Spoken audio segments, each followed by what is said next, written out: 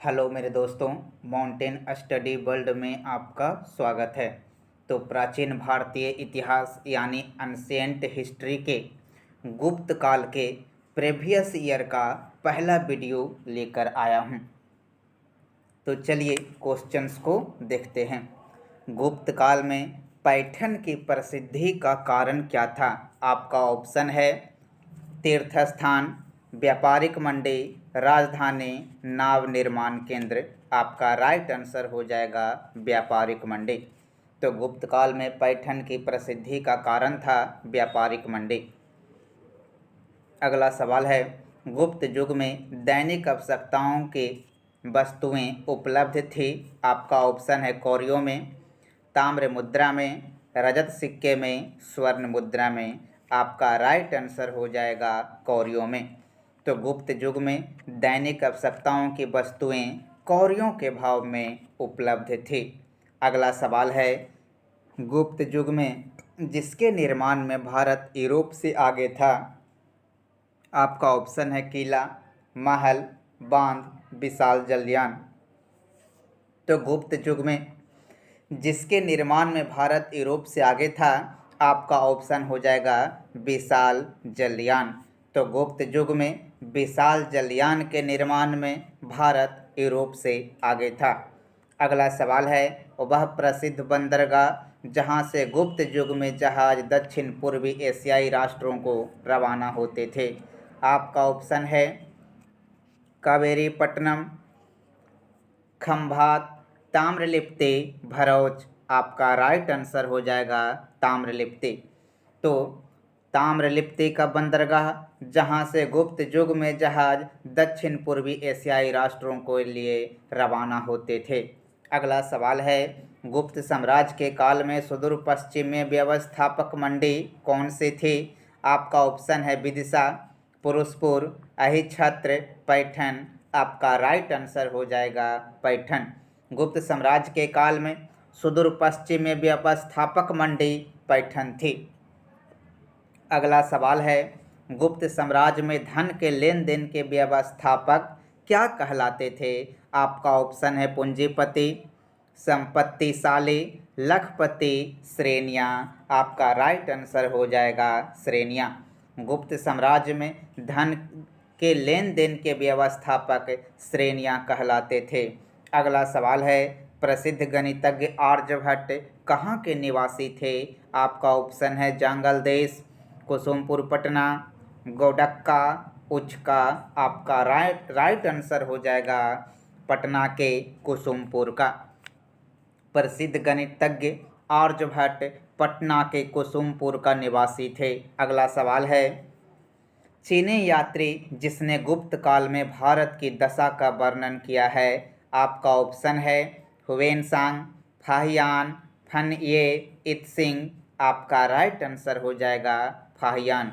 तो चीनी यात्री जिसने गुप्त काल में भारत की दशा का वर्णन किया है वो फाहियान हैं। तो फाहियान चंद्रगुप्त द्वितीय के काल में चीनी यात्री फाहियान भारत आया। चीनी भाषा में फा का अर्थ होता है धर्म और हियान का अर्थ होता है आचार्य। फाहियान का मतलब होता है धर्माचार्य। फाहियान ने बौद्ध ग्रंथों के अध्ययन तथा प्रमुख बौद्ध स्थानों को देखने की लालसा से भारत की यात्रा प्रारंभ की। चंगन से चलकर सर्वप्रथम वह शानशान पहुंचा। यहाँ हीनयान मत के लगभग 4000 भिक्षु निवास करते थे। फाहियान ने पवित्र बौद्ध स्थानों की भी यात्रा की। संकिसा तथा श्रावस्ती में उसने अनेक स्मारक तथा भिक्षु देखे। श्रावस्ती स्थित जेतवन विहार की वह प्रशंसा करता है। तो फाहियान ने पाटलिपुत्र से अपनी वापसी यात्रा प्रारंभ की। चंपा होते हुए वह ताम्लुक पहुंचा जहां एक बंदरगाह था ताम्रलिप्ति और यहाँ 24 विहार थे। ताम्लुक में 2 वर्षों तक रहकर फाहियान ने बौद्ध सूत्रों की प्रतिलिपियां तैयार की। तत्पश्चात लंका तथा पूर्वी द्वीपों से होता हुआ फाहियान स्वदेश लौट गया। अगला सवाल है, हिंदू देवी देवताओं को समर्पित सबसे प्राचीन मंदिर किसके काल का है? आपका ऑप्शन है कुषाण काल, गुप्त काल, शुंग काल, शक क्षत्रप काल। आपका राइट आंसर हो जाएगा गुप्त काल। हिंदू देवी देवताओं को समर्पित सबसे प्राचीन मंदिर गुप्त काल की है। हिंदू देवी देवताओं को समर्पित सबसे प्राचीन मंदिर गुप्त काल की है। अगला सवाल है, आर्यभट्ट ने रचना की। आपका ऑप्शन है रोमन सिद्धांत, बृहत संहिता, देवी चंद्रगुप्तम, 10 गीतिका। आपका राइट आंसर हो जाएगा रोमन सिद्धांत। तो आर्यभट्ट ने रचना की थी रोमन सिद्धांत की। अगला सवाल है, प्रथम ज्योतिषी जिसने यह पता लगाया कि पृथ्वी धुरी पर घूमती है कौन सा है? आपका ऑप्शन है प्रद्युम्न, बराहमिहिर, आर्यभट्ट, विजयनंदिन। आपका राइट आंसर हो जाएगा आर्यभट्ट। प्रथम ज्योतिषी आर्यभट्ट थे जिसने पता लगाया कि पृथ्वी धुरी पर घूमती है। अगला सवाल है, निम्नलिखित गुप्त राजाओं में से किसने सर्वप्रथम चांदी के सिक्के चलाए? आपका ऑप्शन हो जाएगा चंद्रगुप्त प्रथम, चंद्रगुप्त द्वितीय, कुमारगुप्त प्रथम, स्कंदगुप्त। आपका राइट आंसर हो जाएगा चंद्रगुप्त द्वितीय। तो गुप्त राजाओं में से चंद्रगुप्त द्वितीय ने सर्वप्रथम चांदी के सिक्के चलाए। चंद्रगुप्त द्वितीय को विक्रमादित्य कहा जाता है। चंद्रगुप्त द्वितीय के माता का नाम दत्त देवी था। चंद्रगुप्त द्वितीय के माता का नाम दत्त देवी था और चंद्रगुप्त द्वितीय के काल को, गुप्त काल के काल को स्वर्ण युग माना जाता है, यानी चंद्रगुप्त द्वितीय का काल गुप्त काल में स्वर्ण युग माना जाता है। अगला सवाल है, मालव काल गणना निम्नलिखित में से किस संवत से अभिन्न है? आपका ऑप्शन है विक्रम, शक, गुप्त, कली। आपका राइट आंसर हो जाएगा विक्रम। तो मालव काल गणना विक्रम में से किस संवत से अभिन्न है? तो विक्रम संवत से अभिन्न है। अगला सवाल है, गुप्त काल में चीन से भारत में आयात किया जाता था। आपका ऑप्शन है रेशमी कपड़े, सूती कपड़े, नील, औषधियाँ। आपका राइट आंसर हो जाएगा रेशमी कपड़े। गुप्त काल में चीन से भारत में रेशमी कपड़ा आयात किया जाता था। अगला सवाल है, गुप्त काल की कृषि व्यवस्था का महत्वपूर्ण लक्षण कौन से थे? आपका ऑप्शन है भूमि कर में वृद्धि, सामंतवाद का प्रारंभ, भूमि कर का अनाज द्वारा भुगतान, भूमि कर की ठेकेदारों द्वारा वसूली। आपका राइट आंसर हो जाएगा सामंतवाद का प्रारंभ। गुप्त काल की कृषि व्यवस्था का महत्वपूर्ण लक्षण थे सामंतवाद का प्रारंभ। अगला सवाल है, कौन सा गुप्त वंशीय शासक 100 युद्धों का विजेता माना जाता है? आपका ऑप्शन है चंद्रगुप्त प्रथम, समुद्रगुप्त, चंद्रगुप्त विक्रमादित्य, स्कंदगुप्त। आपका राइट आंसर हो जाएगा समुद्रगुप्त। तो समुद्रगुप्त गुप्त वंशीय शासक जो 100 युद्धों का विजेता माने जाते हैं। विंसेंट स्मिथ ने समुद्रगुप्त को भारत का नेपोलियन कहा है। समुद्रगुप्त को कभी भी पराजय का सामना नहीं करना पड़ा था। समुद्रगुप्त जो हैं वो कविराज की उपाधि धारण की थी। अगला सवाल है, समुद्रगुप्त के प्रयाग प्रशस्ति का लेखक कौन है? आपका ऑप्शन है कालिदास, हरिसेन, रविकृति, अज्ञात है। आपका राइट आंसर हो जाएगा हरिसेन। समुद्रगुप्त के प्रयाग प्रशस्ति का लेखक हैं हरिसेन। अगला सवाल है, कालिदास की रचना कौन नहीं है?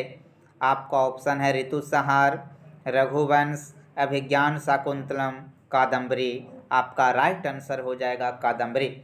कादम्बरी जो है बाणभट्ट की रचना है, परंतु ऋतुसंहार, रघुवंश, अभिज्ञान शाकुंतलम कालिदास की रचना है। अगला सवाल है, किस लेख में सती प्रथा की घटना का उल्लेख है? आपका ऑप्शन है एरन, भित्री, विदिशा, प्रयाग। आपका राइट आंसर हो जाएगा एरन। तो एरन अभिलेख में सती प्रथा की घटना का उल्लेख है। 510 ईस्वी का जो एरन अभिलेख है उसमें सती प्रथा की चर्चा की गई है।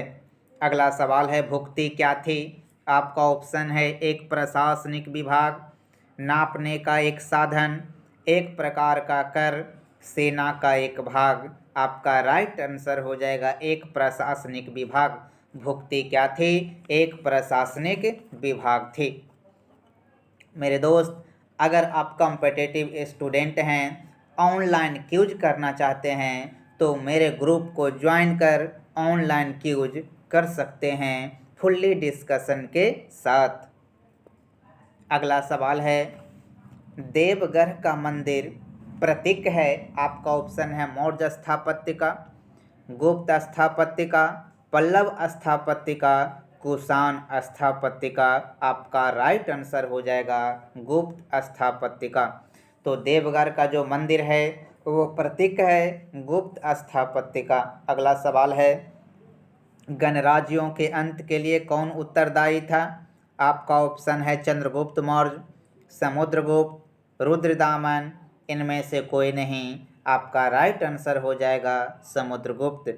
गणराज्यों के अंत के लिए समुद्रगुप्त उत्तरदायी थे। अगला सवाल है, विषय प्रशासन की कौन सी इकाई थी? आपका ऑप्शन है प्रांत, जिला, तहसील, ग्राम। आपका राइट आंसर हो जाएगा जिला। तो विषय प्रशासन की जिला इकाई थी। अगला सवाल है, अजंता के समकालीन चित्र अंकित है। बाघ, भीतरगांव, एलोरा, शीतलवासल। तो राइट आंसर हो जाएगा बाघ। अजंता के समकालीन चित्र जो है वो बाघ अंकित हैं। अगला सवाल है, गुप्त काल में आपका ऑप्शन है हुनों का आक्रमण हुआ, बौद्ध दार्शनिक विद्यमान थे, विदेशी व्यापार की उन्नति हुई। उपरोक्त सभी गलत है। आपका राइट आंसर हो जाएगा गुप्त काल में जो हुआ था वो हुनों का आक्रमण हुआ था। तो गुप्त काल में हुनों का आक्रमण हुआ था। स्कंदगुप्त के समय में मध्य एशिया के हुनों ने आक्रमण किया, परंतु हुन पराजित हुए। हुनों पर स्कंदगुप्त की सफलता का गुणगान इसके जूनागढ़ अभिलेख तथा भित्री स्तंभ लेख में प्राप्त होता है। हुन मध्य एशिया की एक बर्बर जाति थी। इनका प्रथम आक्रमण स्कंदगुप्त के समय में हुआ।